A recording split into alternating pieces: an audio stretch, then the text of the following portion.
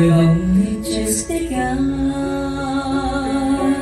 to live. White lace and promises, I guess looking on our way. Before the rising sun we fly. So many rusty shoes, we started walking and learned to run.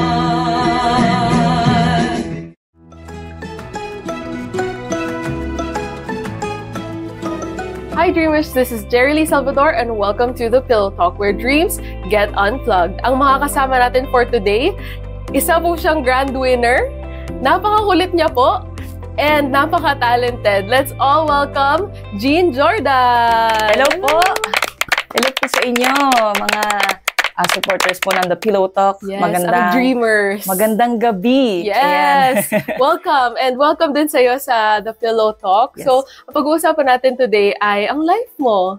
So, congratulate muna kita. Kasi dahil ikaw ang naging isa sa mga grand winners sa The Clone. So, congratulations. Thank you so much. And sisimulan naman natin sa childhood mo. Yes po. So, ano bang naging pangarap mo nung bata ka? Pangarap ko nung bata ako, gusto kong maging expert sa arts. Kasi nagdo-drawing talaga ako before. Yung bata ako, mahilig na ako mag-sketch, mahilig na ako mag-drawing talaga. Tapos kung saan-saan ako nagdo-drawing, basta blanco, kahit dictionary may blanco, dodrawingan ko siya. Tapos, ayun, hanggang sa syempre habang tumatanda ka kasi, nagkakaroon ng changes din sa environment, sa friends, sa mga nakakasama mo. Tapos, hindi ko naman siya matatawag na peer pressure kasi, natural lang siyang lumalabas eh. Natural ko siyang na-acquire, yung mga ganun. Tapos hanggang sa, nagkaroon ako ng interest din sa computer, and then sa music instruments, ganun. Tapos, so bata ka pa lang, ano mga instruments yung ginawa mo na tugtugin? Kasi before, late ko na rin kasi natutunan. Pero nakikita ko na yung mga nagbabanda talaga, gitara, piano, drums, mga ganun. Pero ang pinaka-first ko natutunan is guitar. Napapanood ko lang sila sa TV. And then hanggang sa sabi ko, parang gusto ko to, interested ako sa gitara talaga mag-aralan. Mga ilang taon ka nun? Siguro, 12 years old. Okay. Medyo matanda na rin. Okay. So, yung pag-arts mo, parang nagda-drawing ka pa nun sa mga wall, gano'n? Yes po.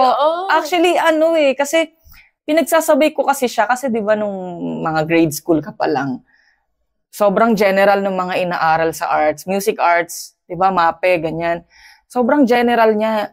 Hindi mo alam kung ano yung pwedeng pagsasabayin ko ba, gano'n. Pero more on, talaga, ang mas talaga sa akin. Ang lumabas talaga is singing. Tsaka music talaga. Tapos yung arts, parang second priority, gano'n.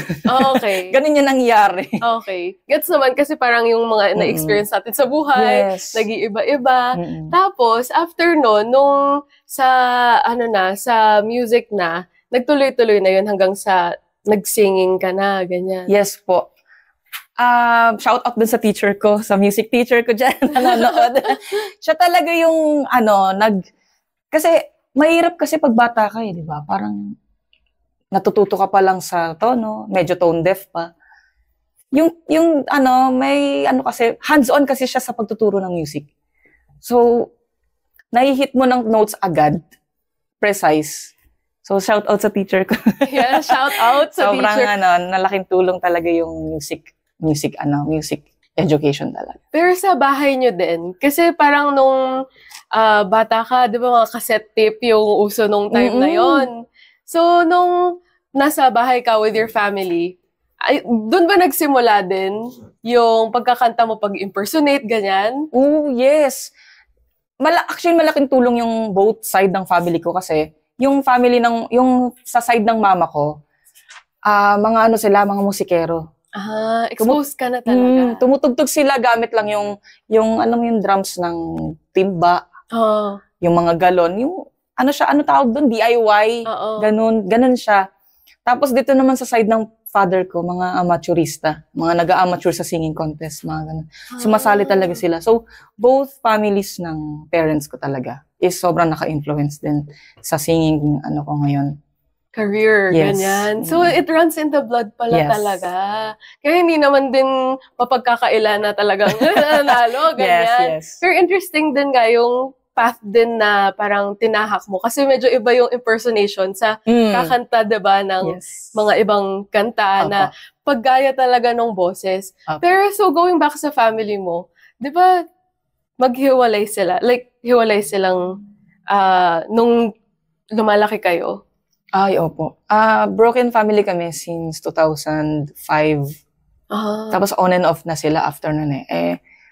Yun, hindi na siya masyadong maganda talaga. Mga ilang taon ka no nung na-experience mo na naghihiwalay sila? Away-bati na talaga sila before pa. Nasa duty pa yung papa ko. Sundalo kasi papa ko. Ano na talaga sila, yung hindi na talaga maganda yung kasi may selos. Parang, yung toxic na talaga siya. So, kami yung sobrang na-affect talaga, kaming magkapatid. Kasi pag nag-aaway sila. Pag nag-aaway sila, kita namin yung pisikalan talaga. Ganun kalala. Tapos, syempre yung tatay nyo, laging wala. Tapos, pag bumabalik doon, yung ganun yung nangyayari. Yung kapatid mo, girl ba to or boy? Girl po. Girl. So, pareho kayong na-witness yung mga ganong... Yes po. Umiiyak na lang po kami. Wala kaming magawa. Sobrang bata pa kayo noon. Simula nung talagang parang pagkapanganak nyo, gano'n na sila? Sa pagkakaalam ko, yes, bago pa ako ipanganak, meron na talagang nangyayaring gano'n. Ang hirap din ng gano'n kayo lumaki. Yes. Paano naka-apekto yun sa'yo bilang bata? Ako naman kasi, iniisip ko lang noon, sabi ko, siguro nagkaisip na talaga ako noon eh. Parang may matured na sa, maturity na sa isip ko. Sabi ko, bata pa naman ako maglalaro lang ako dito. Pero yung kapatid ko kasi, 6 years ahead sa akin, may, na siya, meron na siyang isip na, kumbaga, alam niya na yung realidad ng buhay. Ako kasi, bata pa ako. Yung gusto ko lang maglaro. Pero pag nakikita ko sila nag-aaway na parang, ako, inaano lang ako nung kapatid ko, ng sister ko, na parang wag mong panoorin, ganun. Takpan mo na ng tenga, ganun. Tapos siya, kahit umiiyak siya, hindi niya pinapakita. Ganun. Parang siya na yung naging guard mo sa mga gulo na nangyayari sa pamilya nyo. Kasi sabi mo nga 6 years ahead siya, so mas ate siya. Yes. Kaya parang ayaw niya na sigurong ipakita or iparinig sa'yo kung kaya niya. Hanggat kaya niya talagang i-defend yung utak ko tsaka yung hearing ko na habang nag-aaway sila, gagawin niya. Minsan parang dinidistract niya ako through toys, ganyan, or kasi dati uso yung yung 3310 na na phone. Doon ako mahilig sa games talaga eh. Dinidistract niya ako sa ganun habang something's happening behind our backs. Tsaka baka yun din piniplay yung mga music para Actually, meron kami nun yung VHS, tsaka cassette player. Diba? Sobrang sobrang tito. Ang tito ng VHS at tsaka ng cassette. Yun, piniplay siya. And mostly ang may piniplay talaga. Carpenters, Shania Twain, Kenny Rogers, John Denver. Mga ganon. Sobrang retro niya, as in. So, yun na yung mga nakagisnan ko talaga. So, parang, tuloy ako kasi, parang na-imagine ko lang na imbes na yun yung naririnig mo yung nag-aaway na nagsisigawan, parang din-round mo na lang yung utak mo na itong kanta na lang yung, ba't ako naiiyak? Ako din! Parang imbes na yung, tissue. Imbes na yung pag-aaway yung naririnig mo, yung kanta na lang, tapos yun na rin yung ginamit mo para para maging okay ka. Yes po. Tapos yun nga, kinakata mo na rin siya. So, parang naging siya, way to solve the problem. Ganon. Kumbaga, way to ease the pain. The pain, oo. To drown out the noise. Grabe pala yung pinagalingan. Yes. Hindi naman prepared. Pero para sa akin, lumipas na kasi yun eh. Napatawad ko na yung parents, father ko. Kasi naman din, sabi ko kung nangyari na eh. May magagawa pa ba ako? Maglupasay ako dyan. Di ba? Kaya inisip ko na lang din, siguro, yun din yung humubog sa akin para magpatuloy sa buhay kahit maraming dagok yung dumadating. Maraming ups and downs eh. Pinakamarami yung down talaga. Ever since I was a kid talaga. Yeah. Downs, sobrang downs. Tapos, diba? Tapos yun yung parang ginawa kong strength. Na kahit malayo man ako sa parents ko, kaya ko. Na kahit ganun yung nangyari sa amin, yung mga pinagdadaanan namin. Kaya ko. Ganun. Na-mention mo nga rin sa isang interview na minsan yung kinakain nyo sinigang mix lang. Yes po. Naranasan namin dalawa. Kasi before talaga, sobrang hirap nung life, lalo nung pandemic. As in talaga, walang trabaho, walang source of income. Ang source of income ko lang nun is streaming talaga. Nag-stream talaga ako nun eh. Pero most of the time, before pandemic talaga, nagigig ako sa mga banda. Or if ever walang gig, nag-freelance graphic artist. So naano mo rin yung arts? Yes. Talagang napurso ko din yung arts. Kasi yung imagination ko kahit sa music, nagagawa ko rin through arts. Ang ganda. Para talaga tong therapy session. Kasi, di ba, parang nakakonect natin nung bata tayo sa ano bang naging resulta nun ngayong matanda na tayo na paano natin nagamit yung mga karanasan natin nung dati sa ngayon. So ngayon nagko-connect lahat. Grabe. So yung napili mo naman na course is computer science. Yes po. Paano naman napunta doon? Yun yung isa sabi mo na computer naman yung nagustuhan mo. Bakit yun yung pinili mo? Kasi, ewan ko, kasi siguro kada naglalaro kasi talaga sa computer. Aminin nyo, mga computer gamers dyan, kapag naglaro kayo ng computer, ang kukunin yung course is IT. It's either IT or comp-sci. So yun, siguro, nagka-interest din kasi ako kung paano gumagana yung computer. Simula sa 3310 games.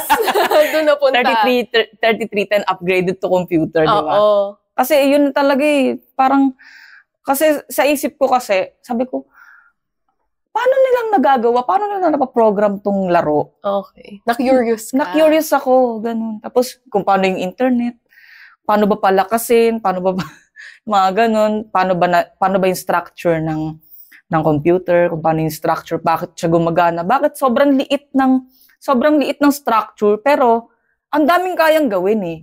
Yun yung curiosity na nabuo talaga sa akin. Kaya sabi ko, gawa ko dito, kaya ko to. Kaya lang yun nga, ang hirap nung yung tuition fee. Nag-struggle din kayo ng pamilya nyo noon. So, nagsusundalo yung tatay nyo, pero hindi pa rin sapat yung pang tuition?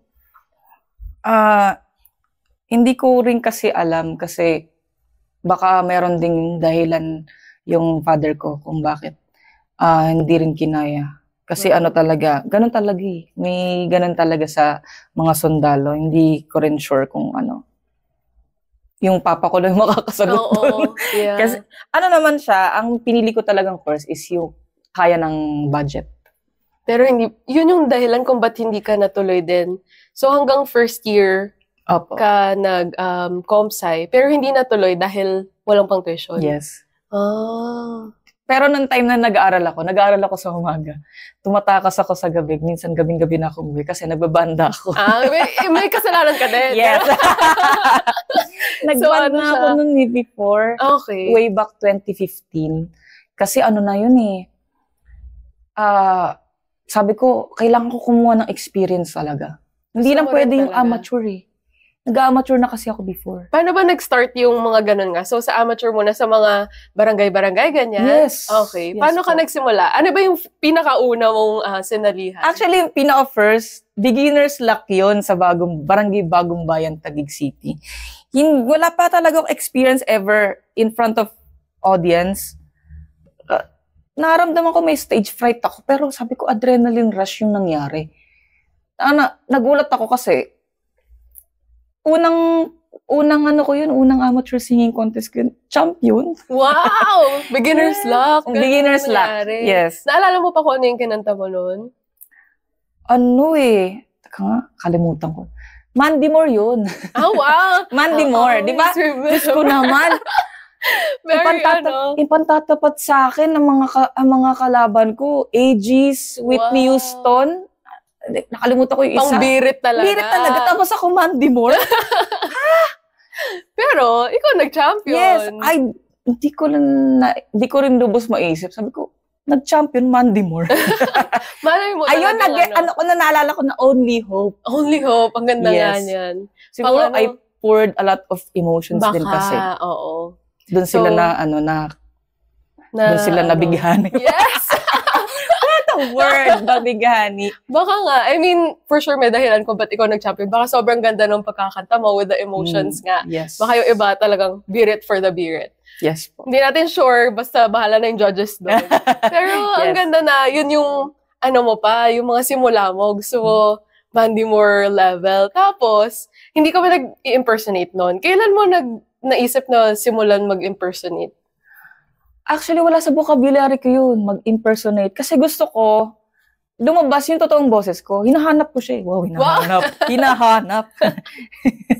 Tapos, siguro recent ko lang na pagtanto. Tsaka, sinasabi na rin kasi ng mga nagko-comment sa social media na, bakit ka boses ba si Karen Carpenter? Pag kinakanta mo to, gano'n. Okay. Tapos, sabi ko, talaga ba?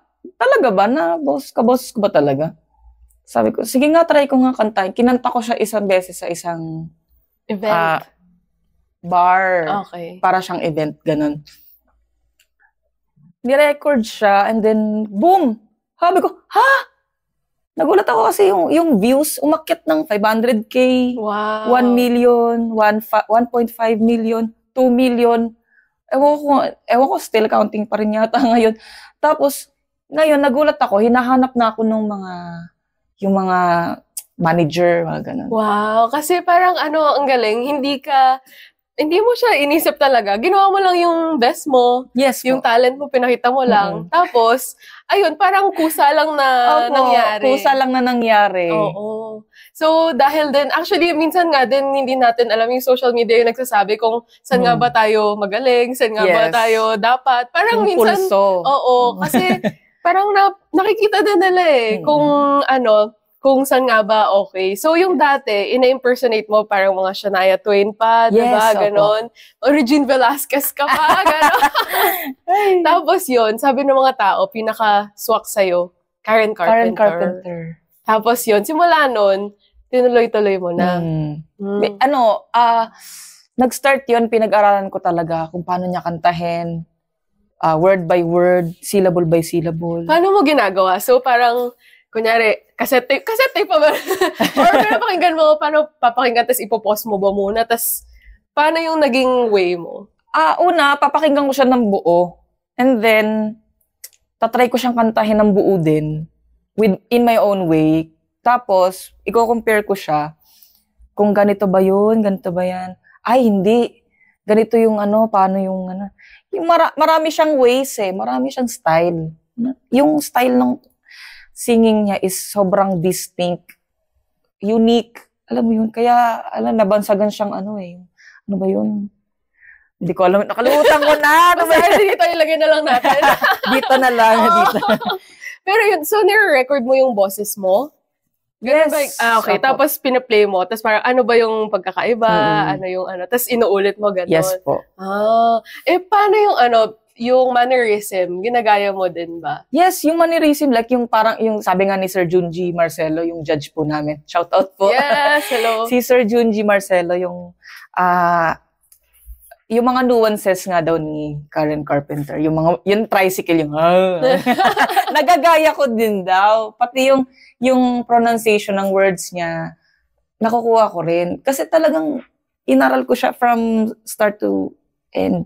So, yung ano naman, yung mannerisms, video naman yung pinapanood mo, tas ginagaya mo. Tsaka yung mga ganun-ganun niya yan. Pati yung yung tingin niya sa taas, tapos gaganon, mas medyo lalaki yung mata na ganyan. Nakukuha ka din. Okay. So talagang aral talaga lahat ng mga ginagawa. Yes po. So, ang galing nga. Well, hindi naman kayo magiging grand winner kung hindi nyo talaga kayang-kaya, no?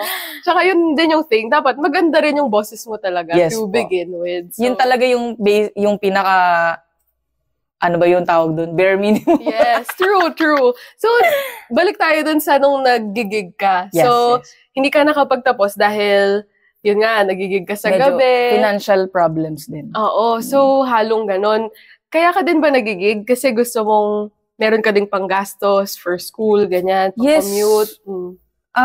Dumating sa isip ko na yung kasi, minsan, ang baon ko kasi sa isang araw, pamasahe lang. Walang natitira sa akin for food. So, sabi ko, kailangan ko rin kasi ng experience talaga. Experience sa, para in case mag-apply ako as bar singer or restaurant, mga ganyan. At least may experience ako. May pwede akong ilagay sa resume. Diba? Tapos, tsaka rin, para ma-practice din yung performance ko in front of audience. Tsaka kung paano yung interaction, yung connection ko sa audience, ma-practice din. Ganun yung ginagawa ko. At the same time, yun nga, para din matustusan din yung pangangailangan ko in dailies, ganun. Mga necessities ko sa araw-araw. Kasi talagang, ang baong ko kasi noon talaga, pamasahe lang. Tapos, paano kakakain? Oo, paano ko kakain? Sabi ko, paano masusustain yung utak ko sa pag-aaral kung wala akong kakainin? Ngayon, may mga friends naman din ako nung college. Shout out sa inyo. Mga classmate, mga kasama ko dyan sa na nagbibigay ng pagkain. Nililibre nila ako. Kaya, sabi ko, hindi pa naman pala, kumbaga, hindi pa naman nauubos yung mga may gininto ang puso. Inisip ko kasi na sabi ko, ganun, hindi naman ako sobrang mabait. Kumbaga, bakit ako binibless ng ganito ng mga ganitong friends? I mean, di ba? Mamimili ka ng friends, pero yung friends na ganun, na isasama ka, na lagi kang included sa circle nila. Oo. Yung awa din siguro, tapos syempre ang hirap no na, yun nga, nag-aaral ka na walang laman yung tiyan mo. Yes. So, yun din yung dahilan nga. So, ano na nangyari nung nag-stop ka sa school? Tinuloy-tuloy mo yung pag-gig, ganun? Actually, nung nag-stop ako, nalito na ako kung anong gagawin ko sa life ko eh. Kasi, hindi ko na alam, magko-choir ba ako? Kasi may choir kasi ako noon before sa simbahan. And then, magko-choir ba ako? Pursue ko ba yung pagbabanda ko or mag-arts ba ako? Ang daming tumatakbo sa utak ko noon eh. Sabi ko, inisip ko sa sarili ko, siguro kailangan ko maging independent. Kumaga, kailangan ko tumayo sa sarili kong paa kasi kung hindi, anong mangyayari sa akin? Kung aasa lang ako palagi sa parents ko. Sa poder kasi ako ng papa ko nakatira. Kung wala akong gagawin, ano magiging future ko kung wala akong gagawin, kung hindi ako kikilos? Ngayon, ang nangyari, yung mga may ipon kasi ako before sa pagbabanda, kasi nag-iipit din naman ako. Yung namasahe ako pauwi sa Taguig, kasi nakatira ako sa QC nun. Namasahe talaga ako papuntang Taguig. Hinanap ko yung mama ko. Kasi yung mama ko, ilang years ba kami hindi nagkita? 2009. Grabe. Tapos 2015, yung 6 years. Tapos, yun, bumalik ako sa Taguig.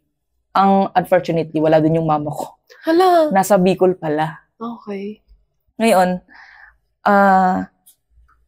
the struggle is real. No? Oo, kasi sabi ko, anong gagawin ko?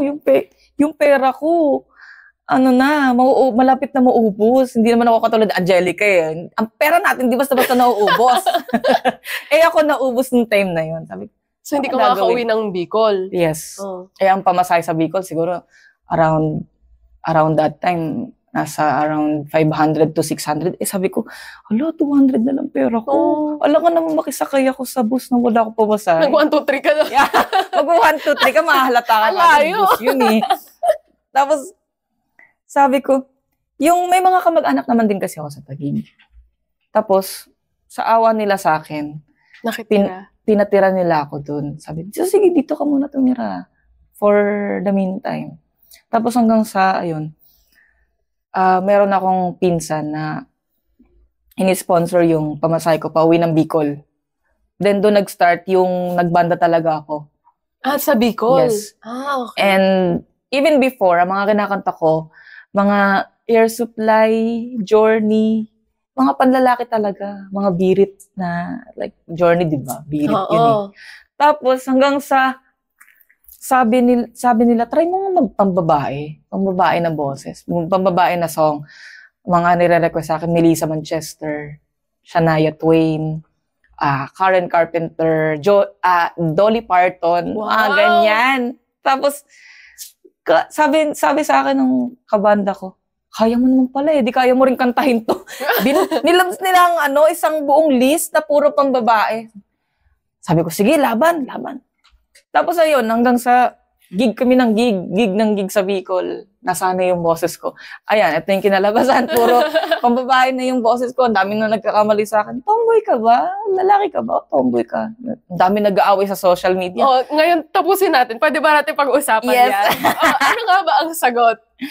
Sa mga kababayan natin dyan, ako po ay isang biologically male. Tama ba yun? Tama ba yung... Biological is biological. Yes. Pinanganak ka. Pinanganak po akong lalaki. Pero, bakit nga pagkakamalan nga na? Siguro I guess, sa features features ng katawan ko siguro, tsaka sa mannerism. Pero kasi, lalaki. Breaking news? Lalaki po si Jean Jordan. Pero yung pangalan mo din kasi Jean. Actually, ang bigkas niyan is Jean. Came from Jean Valjean. Jean Valjean, yes. Jean-Claude Van Damme. Okay. Tapos, nasanay na kasi ako nung grade school pa lang. Tawag ako Jean. Jean Jordan. Wala na. In-accept mo na lang. In-accept ko na lang siya. Pero yung Jordan din, lalaki naman. So pero pwede rin babae. So kaya siguro, sa feature, sa name, sa boses. Yes. So gets naman. Naintindihan natin kung bakit nako-confuse yung mga tao. Pero yun po, lalaki po si John Jordan. Yes. John na lang para talagang social. John Valjean. So yun, okay. So, nasa na nga ba tayo? So nagigig ka, ayun, sa Bicol. Yes. And then, nagtuloy-tuloy. Mga ilang years ka doon bago ka bumalik dito? Actually, almost a year lang eh. Tinagal ko doon. And then, sabi ko kasi, ang hirap kasi ng life talaga sa province. Kasi, may bahay ka nga, kaya lang, paano mo matutustusan yung everyday needs mo? Yung trabaho. Pero, naging okay kayo ng mom mo nung nandun ka? Yes po. Okay. So, at least parang nagkausap kayo, nagka-bonding kayo. Nag-bonding talaga. Oh. Yung kapatid ko, all the way from Bulacan, umuwi siya ng Bicol para makasama kami. Yun. Pero ngayon, okay na ba kayo ng parents mo? Or ever since naman naging okay naman with your dad din? Or sila hindi talaga? Kasi minsan talaga may hindi pagkakaintindihan sa parents ko, lalo na sa papa ko kasi iba na kasi yung may iba na rin kasi siyang kinakasama. Okay. I mean, kinakasama kasi pero they are still married. Ng mom mo? Yes. Okay. Bale, separate lang talaga. Yeah. Minsan, yun din yung best way na to live their lives. Pero kayo ng kapatid mo, okay kayo sa parents nyo? Hindi ko lang po sure dun sa isa kong kapatid. Okay. Ikaw na lang. Pero yung ate ko, okay naman kami ng mom ko. Si mama. Okay naman po kami. And ikaw sa dad mo, okay din kayo? Oh, no! My smile tells everything. Okay, sige. Pero, shout out ko pa rin yung papa ko. Hello po, pa.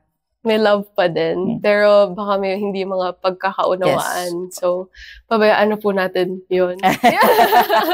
Balik tayo sa work. Yes. So, nung nag-gig ka nga, pagbalik mo dito, doon ba nag-gig ka pa rin? Parang naging mas confident ka na mag-gig sa Manila na ulit? Yes po. Pagbalik ko kasi ng Maynila, meron na akong nakausap na nakukuha sa akin as vocalist ng banda nila. Pero, hindi natuloy kasi may mga circumstances din na hindi inaasahan. Like, yung bar na natutugtugan namin, nag-close, ganun. So, yung audition namin dun is parang nabaliwala, ganun. Tapos, may times pa na ang layo kasi. Malayo sila. From Taguig to Caloocan or Valenzuela. Ganun. Kaya ba, nagsimula kang mag-join ng competitions? Yes. Kumbaga parang stepping stone. Kumbaga kailangan ko na ng stepping stone para din makakuha ng attention ng ibang banda.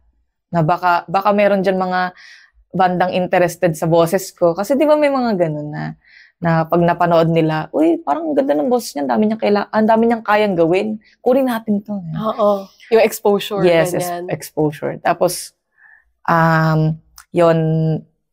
nag-start yung pagsali ko sa singing contest sa GMA, which is The Clash Season 1. Yun yung pinaka-first season. Tsaka yung pinaka-first din na competition na nasalihan ko. Sa TV? Sa TV, yes. And kumusta yung experience? Ba't mo naisip nga na mag-TV naman? Ano kasi maganda kasi yung nag-adventurous ka when it comes to this industry. Na maging adventurous ka, na ano bang feeling kapag nasa TV ka, anong feeling kapag may nakakasama kang artista, di ba? Anong feeling ng nagpa-perform ka outside your safe zone, di ba? Kasi safe zone ko talaga banda dati eh. Tapos maganda kasi yung ganun na experience. May experience mo din yung mga hindi mo inaasahan na mararamdaman mo. Pero vocalist ka nung nagbabanda kayo, okay. Ako. So parang ganun din yung experience. Yes. Pero with a group, ganyan. Yes. Tapos nung nagsarili ka na, yun, sa TV, nakailan ka na competitions din? Sobrang dami na rin sa TV, no? Actually, GMA The Clash, Singling sa TV5, tapos Pie Channel, Sinong Manok Mo, tapos ito, recent, Itbulaga. Tapos, nung in-between nun, ano naman yung mga naging work mo pa? Kasi for sure, kailangan mo rin mag-sustain ng ano. Yes. Nagigig na ako nun, may mga kumukuha na sa akin na kumanta sa mga events. Yun yung naging parang yung full-time exposure. job mo talaga, yung singing. Nung time na yon hindi pa. Kasi minsan meron, minsan wala. Ganun. So kailangan ko habang walang gig, habang wala akong kanta, kailangan may isa pa akong income, source of income. Ano yun? Nag-freelance graphic artist ako. Okay. So, yung gano'n naman, freelance din. Yes. So, mga logos. Yes, ganyan mga yung logos, yung mga invitations, mga piniprint sa mga printing press. Tapos minsan, logo, yung mga samgyup na logo, ginagawa ko din. Company tapos, logo. Yung mga company logo, yun. So, kaya napagsasabay mo din kasi pero kung freelance din sa pag-edit yan, paggawa ng design, tsaka yung sa mga gig. Okay. Pero mahirap nga din yun kasi diba, hindi mo sure kung meron kang trabaho bukas. Opo. Ganon. Kaya dun the sinigang mix era happened. Yes. Okay. Yung time na yun, kasi talaga, wala talaga kaming pera noon, kahit 5 pesos. Wala talaga. Grabe. Paano yun sa renta? Meron bang renta? Or nakikitira ka sa pamilya nyo nun? May rent yun. May rent. Paano nga yun? Sabi ko, ano bang nangyayari sa akin? Ano bang mali sa akin? May ginawa ba akong mali? Ano bang nagawa? May kailangan ba ako i-backtrack? Kumbaga parang, may nalagpasan ba ako? Or meron ba akong ginawa ng masama para bagsakan ako ng ganito ng tadhana. Tapos, siya naman kasi, si partner ko, naman siya magluto. Magaling. Masarap siya magluto. Tapos, siguro nag-experiment siya para lang makaraos sa isang araw. Nakakita kasi siya ng sinigang mix na na pakete, na bukas pa, na tuyo-tuyo na yung laman. Grabe. Kasi talagang walang-wala talaga. Tapos, ayun, inano niya yung tag dito, parang nilagay niya sa boiling water. Tapos hinalo niya, tapos tinikman niya. Okay naman, kaya naman mapagtiisan yung lasa. Kasi talagang dapat may rekado Pero kasi wala talagang rekado. Hinalo lang talaga siya. Tapos yun na yun. Yun na yun. Tapos sabi ko, kahit ganito yung life, okay, laban pa rin. Basta magkasama kayo. Basta magkasama kami. Tsaka yung kasama ko rin kasi yung mama ko noon, nahihirapan talaga din kami. So pumunta siya dito galing Bicol? Hindi, nandito na po siya. Okay. Magkasunod lang kami nung lumuwas ako ng Maynila, 2017. Sumunod din po siya. Grabe. Sabay-sabay kayong nakapagsapalaran, tapos ganun yung nangyari. Pero ngayon naman, at least, naging okay na ang buhay. Yes, opo. Nagtuloy-tuloy ang gigs. Tapos ngayon nga, grand winner pa sa The Clone. Opo. So, sana magtuloy-tuloy pa na, alam mo yun, hindi na, may gulay na yung sinigang. May gulay na yan. Tapos, so okay, kung hindi singing naman, ano naman ang iba mo pang hobbies? Yan nga, diba, katulad ng sinabi ko, nag-drawing talaga ako. Until now? Yes, until now. Pero ano na lang talaga pasulyap-sulyap na lang yung pagdodrawing ko kasi marami na rin kasi kaming inaasikaso tulad nung yung mga kailangan ko sa pagkanta ko, kailangan kong bumili, ganyan. Kasi kailangan iba-iba Tapos, may mga iba na rin kami inaasikaso, katulad nung, magbe-birthday kasi ako sa 15 So, inaasikaso ko din. So, siguro nagagawa ko pa rin naman mag-drawing. Pero pag nagsisketch ka, ano usually yung mga gusto mo na parang ano mo talaga? Actually, favorite ko talaga mag-drawing yung mga anime, cartoons. Okay. Doodles, ganun. Tapos, kapag naman naisipan ko yung charcoal pencil, magdodrawing ako ng isang portrait ng isang tao. Kunyari, favorite person mo, ganun.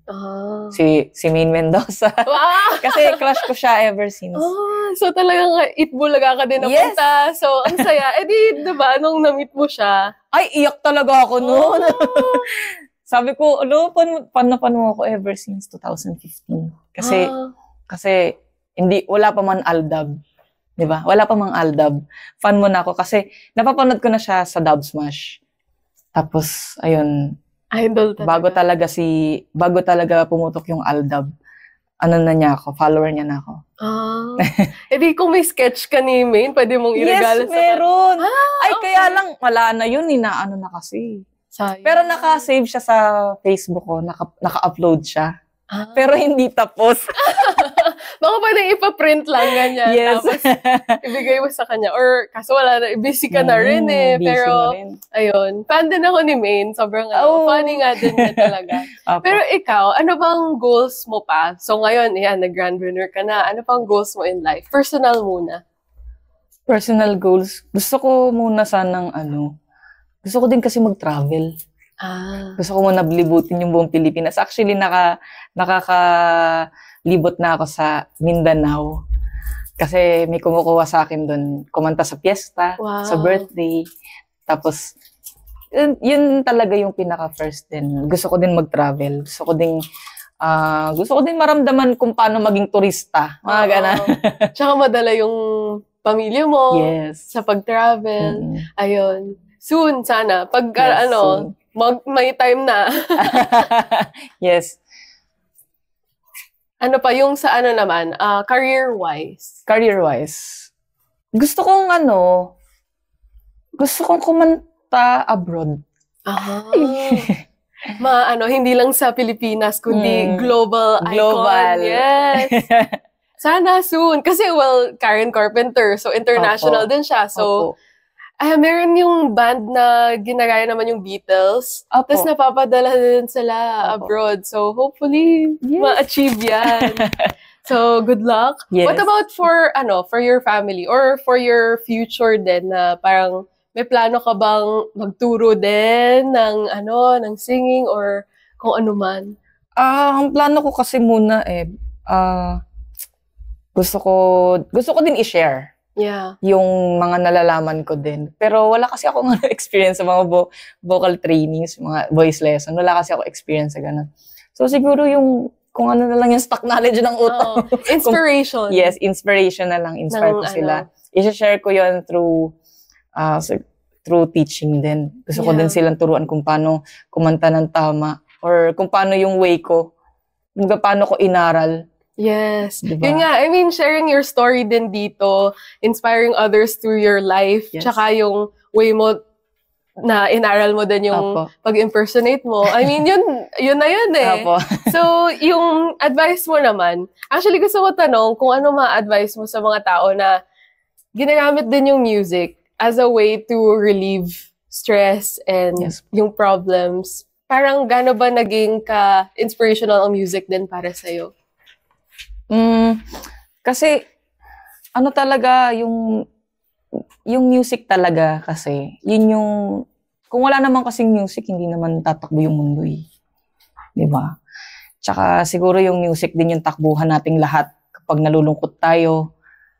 Yung music din yung nagiging sandalan natin kapag kailangan nating ma-relieve sa stress, ma-relieve sa anxiety, ganyan, yung mga nararamdaman natin, like heartbreaks, dyan tayo sasandal eh. So, yung mga aspiring musicians din tsaka singer, huwag kayo mawawalan ng pag-asa. Kasi hindi naman palagi nasa baba kayo. Hindi naman palagi i-reject kayo ng tadhana. Merong dahilan kung bakit may mga rejections kayo. At saka hindi rin kayo pwedeng mag-start sa taas agad. Dapat mapagdaanan din natin lahat kung paano ma-reject, kung paano yung defeat, at saka ma-experience natin kung paano tayo nag-grow, nag-i-improve, kung paano natin nilalakasan or yung strength natin para lumaban sa buhay. Yun din kasi yung magka-connect kasi yung music, yung strength mo kapag kailangan mong lumaban sa buhay. Ayun. Ang ganda. Tama nga yung sinabi mo na yung emotion nga, hindi natin mapepeke yun eh. Kaya nga nung nanalo ka kay Mandy Moore, na-feel nila yun. Hanggang sa ngayon, syempre, na Miss Karen Carpenter, lahat ng experiences mo, na-release mo din yung emotions through that. On the first night that we met, you're always finding something is wrong in what I do. But you can't rearrange my life because it pleases you. You've got to love me for what I am, for simply being me. Don't love me for what you waited or hoped that I would be. Ganda. Thank you. Thank you so much sa pag-guest dito sa Pillow Talk. Good night, dreamer. Good night. Yay!